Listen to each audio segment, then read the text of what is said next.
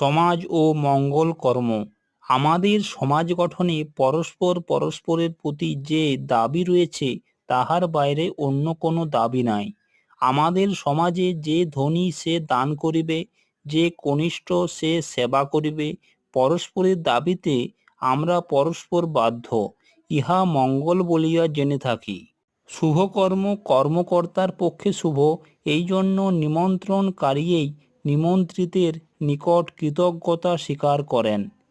তবে এই মঙ্গল যদি আমাদের সমাজের মুখ্য অবলম্বন না হইত, তবে সমাজের প্রকৃতি এবং কর্ম অন্যরকম হইত। স্বার্থ এবং স্বাতন্ত্র্যকে যে বড় করিয়া দেখে, পরের জন্য কাজ করিতে সর্বদা তাহার উত্তেজনা আবশ্যক করে।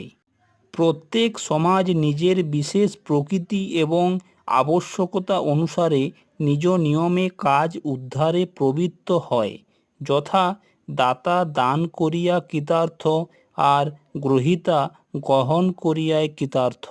প্রাচীন ভারতবর্ষ সুখ স্বার্থ ঐশ্বর্যকে খর্ব করিয়া মঙ্গলকে যেভাবে সমাজের প্রতিষ্ঠা স্থল করিবার চেষ্টা করিয়াছিল, এমনটি আর কোথাও হয় নাই।